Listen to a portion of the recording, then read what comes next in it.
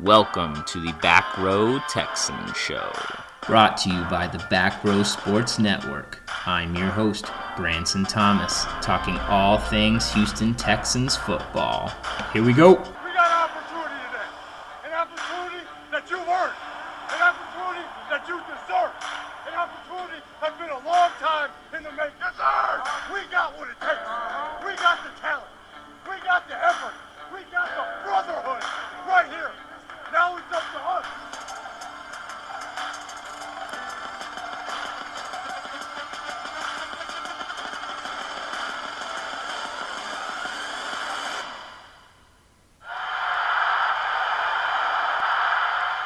Welcome to another episode of the Back Row Texans Show. I'm your host, Branson Thomas.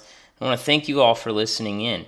You know, last week's episode, that got the podcast over 500 total downloads. That is awesome, you know, and I appreciate you guys very much for listening in. This is great. You know, we're growing, and I want to keep growing. So get out there, rate, review, subscribe, do that, share it with other people, and let's make this thing as big as we possibly can. So we're going to start off this week with a little fun. The Madden ratings came out, and of course, you know, everybody wants to know what their ratings are. And two particular Texans made the list and were controversial on both ends of the spectrum. You had J.J. Watt, who, you know, when he's in, he's still dominant. He's a great player, but that's the problem, is he's been having trouble the past couple years staying in. And last year was no different.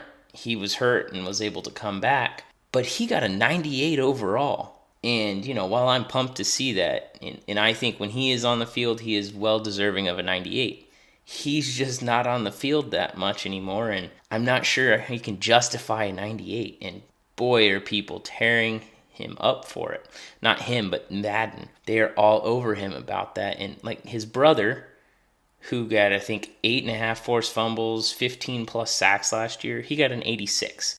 So that was something was off there. I did find it funny that the injury rating for J.J. Watt was an 83. I thought that might actually been a little high too, but either way, so J.J. got a 98. It's pretty cool. The other one was Deshaun Watson. He got an 86 overall. Just that alone is disrespectful. Like, he can throw, he can run. He's one of the best quarterbacks in the league. And if you ask people to rate your quarterbacks, at minimum, he'll be in your top 5, with or without DeAndre Hopkins. I know there's a lot of hate towards him right now because, you know, Hopkins is now gone and nobody has faith in him, but he's probably going to have the biggest jump in Madden ratings of any of these quarterbacks this coming year. 86 overall. That is just disrespectful. I mean, Matt Ryan got 87. He got one spot ahead of him. So DW4 ranked number 8 out of the quarterbacks. You know, Tom Brady got a 90. You know, Drew Brees was ahead of him. You had, obviously, Mahomes is a 99. You got Wilson, Lamar Jackson, Rodgers. You know, all these guys, I just don't see him being number 8 on that list and being that low. It's absolutely ridiculous. But it is what it is, and it's just another notch there for Houston and for Deshaun to put on their shoulder, a little chip on the shoulder to just prove people wrong, to go out there and just say, you know what, you got it wrong, here's why. So the NFL and the NFLPA are still in negotiations, trying to get everything resolved so that, you know, we can have a season. And Saturday, tomorrow, based on I'm recording this, the rookies were supposed to report for the Texans and the Chiefs. Well, that got pushed to Monday, but it's good. They've given the go-ahead to start bringing rookies into training camp facilities on Monday, the 20th. They're going to do COVID testing and then some like onboarding and just getting stuff ready and prepped. And then I believe veterans come in and Saturday following and do the same thing, COVID testing, and just getting ready before you can ramp up everything and, you know, making sure they're good to go for the season. So, you know, that's awesome news. We got rookies reporting. That's just that much closer to us actually having football this year. And I'm super excited. You know, hopefully it's still not 100% agreed on. I know before the NFL, had posted the 35% salary escrow provision or whatever, and the NFLPA shot that down. Well, now they're saying let's slash each team's player cost by like $40 million this year. If you slash, that much, or even put it at the proposed, I think NFLPA even proposed $198 million. Well, the Texans are over the salary cap already. So, that's not going to work. The NFLPA wants to break it out, take it little by little each year over time, and the NFL wants to do it as fast as possible. They don't want it to hit future salary caps in that. So we'll see how that goes. It's still an ongoing process. Hopefully it comes to an agreement. It does look like they are going to be able to do the opt-out for the players as long as they have, I think it's like a written notice by August 1st. That's not even written in stone yet. So that's just kind of up in the air as well, along with everything else. Like I said, nothing's written in stone. They're still trying to go through the works on it all. But hopefully we get it resolved and get it done with and get back to, quote unquote, normal football again. But we'll see. Some other big news that happened this week. Tuesday, Kenny Stills was involved in an incident with the police in which he was arrested along with 87 other people. They were out at the Attorney General Daniel Cameron's house there in Kentucky, demanding justice for Breonna Taylor. And if you don't remember who Breonna Taylor is, she is the woman that the police were serving a no-knock warrant to not even her place, but came in, kicked in her door, and she was fatally shot and killed by police officers there. One of those officers was fired, and the other two are still on the force. It's still an ongoing investigation, so what are you guys dragging your feet about? Something terrible has happened, and you haven't really done much to right the wrong. Well, these 87 protesters who were unarmed and protesting peacefully all got arrested and all charged with a felony. That's ridiculous. They could possibly serve 1 to 5 years in prison for this. You're arresting these people protesting peacefully, and nothing's been done to the people responsible for Breonna Taylor's death. Somebody tweeted out, Kenny Stills has spent more time in jail than the people responsible for this murder. So, everybody was talking about that. There was so much support all around the league backing Kenny Stills and the protests. There was a hashtag Free Kenny, hashtag Free Kenny Stills. Tons of support. Everybody was getting right behind him. And then you had people who only read the surface, only read that Kenny Stills was charged with a felony. You have the media and people out there that want clickbait, so they just put it, word for word that way. And people don't read it. They just see it and they're like, you know what, cut him, get him out of here. We don't want him on the team anymore. That's not who we are. But he's in no danger of getting cut. He was doing nothing wrong. He was technically trespassing, but nothing terribly wrong. And like I said, in no way is he going to get cut. So get that out of your heads, and you're an idiot if you were saying to cut him. You really are. You should get your fandom out of here and walk away, because you don't know what you're talking about. Bill O'Brien, Cal McNair, Janice McNair, they've all been, backing their players. They've got their new little foundation going for communication between everybody and learning.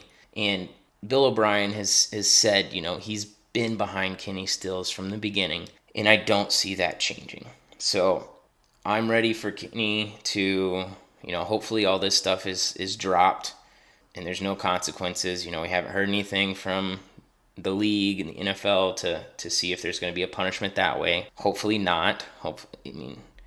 If they absolutely have to do something, maybe it's just a fine, but there really should not be any game missing ramifications from this. It would seriously backfire against the league if they did do that.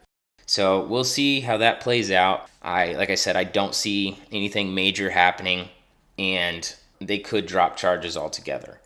So hopefully he can get back and just get back to football, as well as, standing up for what he believes is right.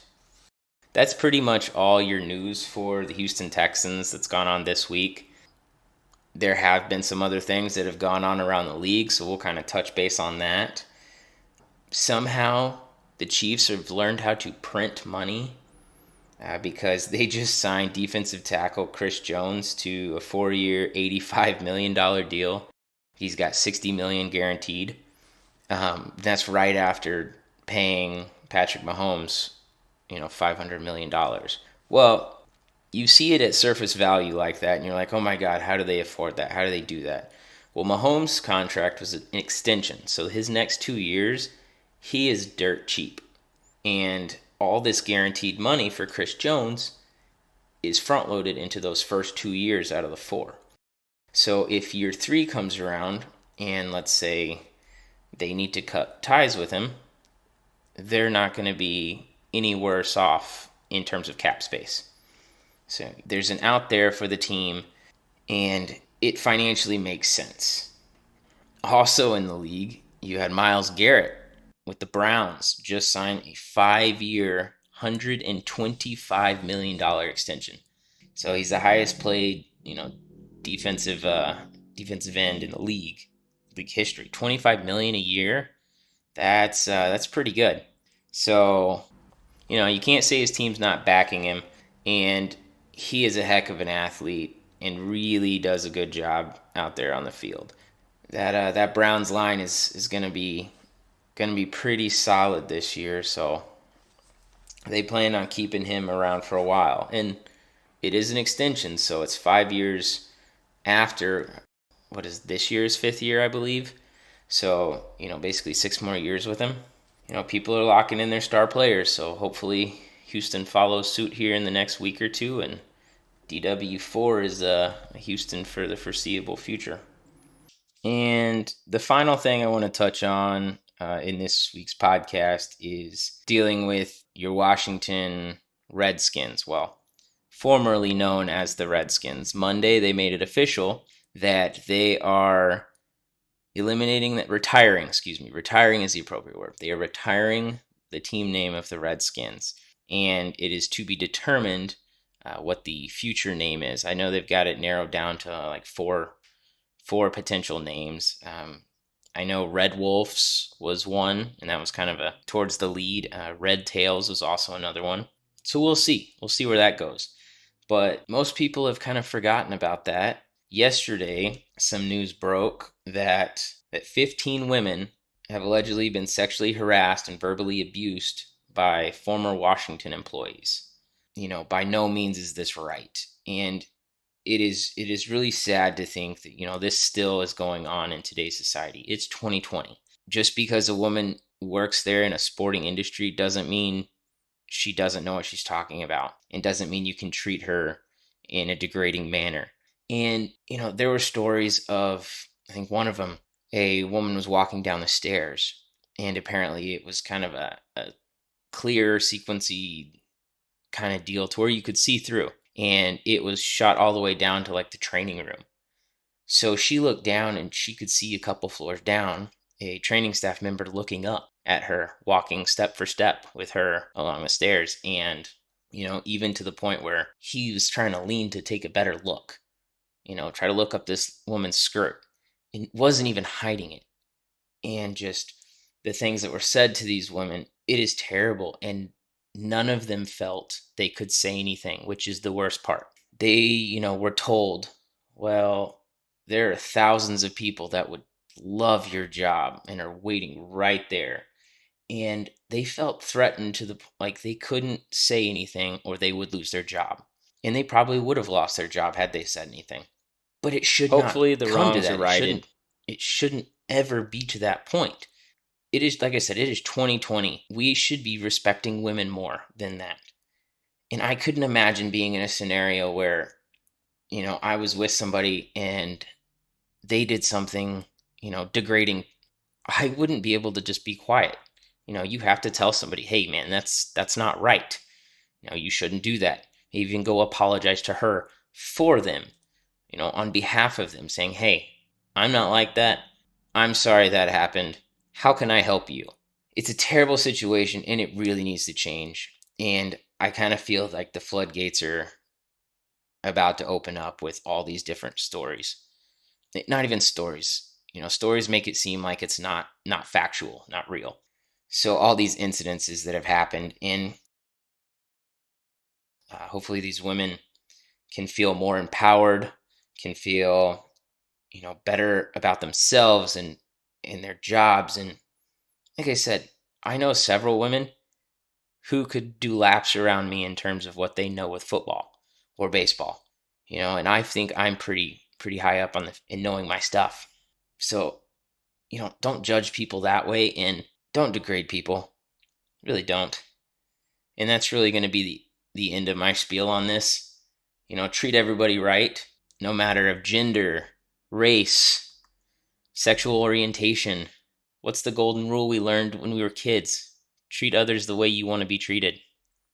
That doesn't stop when you become an adult. If anything, it's even bigger. So that's going to do it for today's podcast. Short and sweet this time. Hopefully, we'll be bringing some big news with Deshaun Watson. And, hopefully everything can get kind of figured out. But stay safe. Be smart. I know everything's starting to get locked down again. Wear your mask. I know it's uncomfortable, but if it helps even 1%, it helps 1%. It's better than none. So, like I said, stay safe, be smart, and don't forget, go Texans!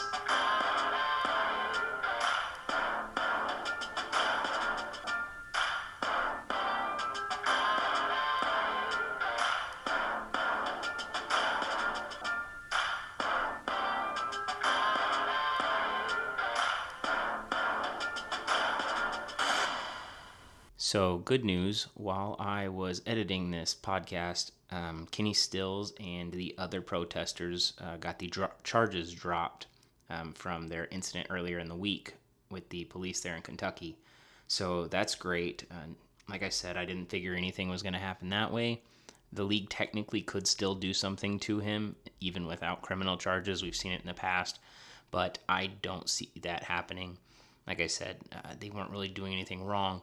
And that would be a huge issue with the league, and there would be so much backlash. So I think he's good to go, pretty much like we thought all along. So